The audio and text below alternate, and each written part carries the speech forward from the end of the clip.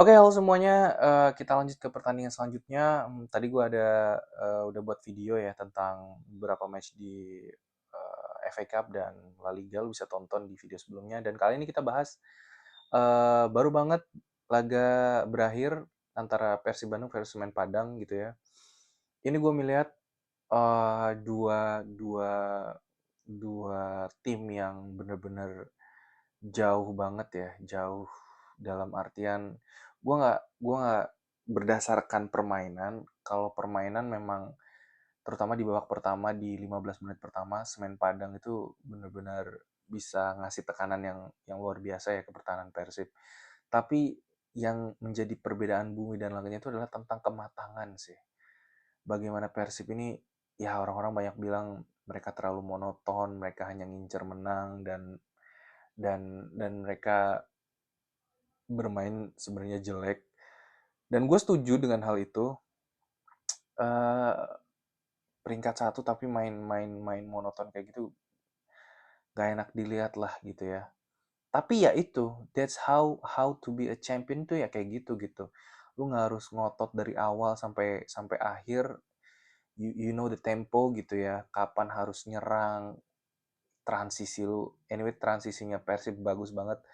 Sayang transisinya Semen Padang dan banyak banget klub di Indonesia yang kayaknya transisinya masih buruk gitu ya. Itu dimanfaatkan dengan baik oleh Persib di beberapa laga krusial gitu ya. Eh Kali ini Persib bener-bener main nyaman sekali. Mereka mereka oke tertekan tapi ya itu tadi Persib tuh susah banget dibobol ya. Gue heran bener-bener si Barba sama si Julio Cesar bener-bener compact banget di belakang. Belum lagi lo harus ngelewatin Kakang yang serudak-seruduk gitu ya. Dan ya menurut gue ini ini Persib bener-bener ngincer menang, ngincer 3 poin banget gitu ya. Secara permainan, oke tadi gue bilang di 15 menit pertama Semen Padang ngasih tekanan luar luar biasa, tapi ya masih putus, masih ada Mark Klok di tengah yang bisa mutusin serangan gitu ya dan bisa ngatur tempo banget. Terus ada Adam Alis juga yang Adam Alis BTW nggak terlalu kelihatan tadi malam. eh Beckham sih menurut gue hype-nya masih masih terlalu tinggi ya. Karena tadi malam kalau lu lihat keputusannya banyak banget yang salah gitu, banyak banget dipatahin sama si siapa namanya gue lupa, yang tinggi, yang Afrika kalau nggak salah atau mana gue lupa, yang berkulit hitam, gue lupa namanya siapa, tapi bener-bener cover Beckham luar biasa banget, dia bener-bener matahin dan dia pinter gitu loh, dia nggak ngajak sprint Beckham tapi dia tutup ruangnya gitu ya. Itu yang ngebuat dan itu juga tidak terlepas dari gimana cerobohnya Beckham dan menurut gue masih wajar ya. Dia tadi malam coba berkali-kali cut inside, ada yang bisa, ada yang banyak juga yang maksa gitu ya. Itu kenapa gue ya mungkin lagi-lagi masih terbawa hype timnas gitu ya. Semoga kedepannya Beckham masih atau bisa nge-restart lah. Soalnya biasanya dia kalau cut inside pasti pasti selalu lolos gitu. Tadi malam eh, dia terlalu memaksakan lah. Harusnya dia passing tapi dia kesalahan elementer lah, dia ngekat padahal harusnya dia passing dan ya banyak banget juga passingnya yang salah, yang harusnya dia bisa kasih bola efek tapi malah dia terlalu terupas, terlalu terlalu terlalu tajam gitu ya. Tapi lagi-lagi ini membuktikan di malam tadi Ramon emang gila ya. Itu gol pertamanya sih gila. Itu typical striker banget. Makanya gue agak agak kecewa kemarin pas AFC kenapa dia ya mungkin cedera ya, mungkin cedera. Kenapa dia nggak main gitu ya. Dan Sergio Castel sih menurut gue nggak, harusnya dibuang lah, dia benar-benar terlalu lambat, dia nggak klinis gitu ya, dia juga nggak terlalu punya power. Sedangkan tadi berkali-kali Ramon gila, Ramon tuh udah proven sebagai striker yang benar-benar striker gitu ya, dia bisa keeping the ball-nya gila, berkali-kali dia tusuk, nggak pernah dapet loh pemain yang mencoba untuk nge-take on dia ya. Gila ini orang kuat banget. Berginho juga kita harus kasih kredit meskipun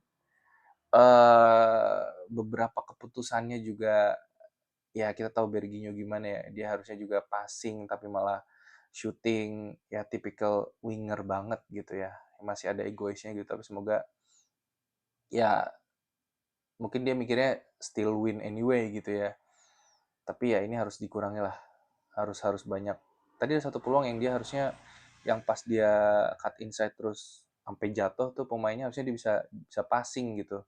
Karena di sebelah kiri yang jauh tuh masih ada dua pemain Persib tapi dia malah shooting dan akhirnya keblok gitu ya sama sama pemain Semen Padang. Nah itu harus harus harus di apa ya diperbaiki lagi lah decision making dari si Berginya ini. Yang kedua yang gue lihat perbedaannya beda sama langit bagaikan bumi dan langit ini ya. Jadi kedalaman squad sih lu gila aja coba di babak kedua ketika Febri nggak perform masuk gue ikut Cea. Itu kan udah kita kita lihat ya yang starting sama yang di bench sama-sama gilanya gitu ya. Itu kan yang buat apa ya ini laga nggak seimbang gitu ya. Praktis Semen Padang cuma di 15 menit pertama doang, sisanya ini unggul Persib gitu. Meskipun lagi-lagi Persib tidak terlalu ngotot ya, even di babak kedua pun mereka hanya kontrol tempo aja, beberapa kali aja coba, tapi ya ini semoga semoga gue khawatir kalau misalkan main seperti ini terus, ya di laga-laga yang ketika Persib bisa kebobolan, susah untuk bisa cetak gol lagi gitu loh. Karena Persib nih kita tuh punya 3 striker gitu secara secara kertas ya di atas kertas gitu. William Barros tuh gue yakin dia sebenarnya bukan winger tapi dipaksain winger karena ada Ramon. Ramon pun masih oke, dia kadang main bagus kadang ya masih angin-anginan gitu nggak reguler cetak gol kayak David da Silva dulu gitu.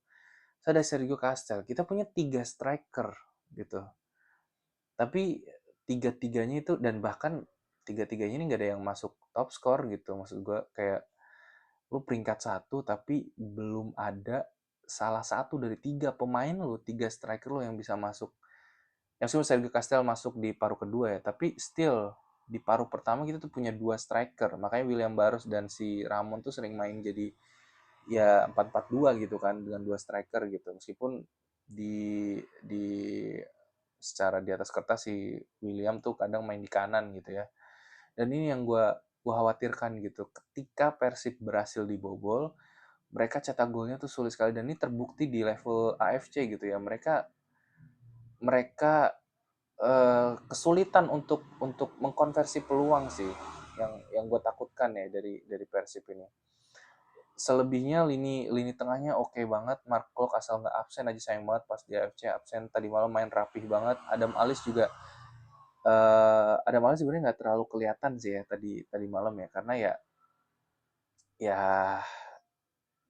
dia nggak terlalu kelihatan karena juga backnya Semen Padang juga cukup cukup kokoh sih, cukup kokoh gitu ya. Itu pun 2 golnya juga nggak terlalu bukan bukan karena Semen Padangnya yang bukan backnya yang lemah gitu ya, tapi emang emang kebetulan aja bolanya ke kaki Ramon gitu ya. Jadi ini pertandingan yang bagaikan bumi dan langitnya itu dari segi kontrol permainan aja sih, bukan dari cara bermainnya gitu, tapi lebih ke kontrol kapan harus nyerang, kapan harus timingnya itu Persib bener-bener emang mental juara banget gitu. Ya mungkin itu sih yang bisa kita ambil. Borneo juga menang tadi 2-1 ya kalau nggak salah. Persija sayangnya harus kalah, tapi gue nggak lihat pertandingan keduanya, jadi ya mungkin itu sih masih nyaman Persib dan gue yakin kalau mainnya kayak gini terus tanpa kebobolan dan sulit kebobolan juga dilihat dari cara mereka bertahan bener compact banget ya. Teja juga jadi monster banget di bawah gawang, ditambah Barba komunikasinya gila banget. Belum sampai Barba ada Mark Klok duluan, Reinders juga bermain luar biasa, dia bisa jadi tiba-tiba jadi playmaker, tiba-tiba dia bisa cover zona juga tadi malam atau barusan dia main luar biasa banget gitu ya. Ya ini malam yang bagus sih dan 3 poin yang nyaman untuk Persib gitu. Sekian dari gua, jangan lupa like, komen, share, dan subscribe. Salam olahraga.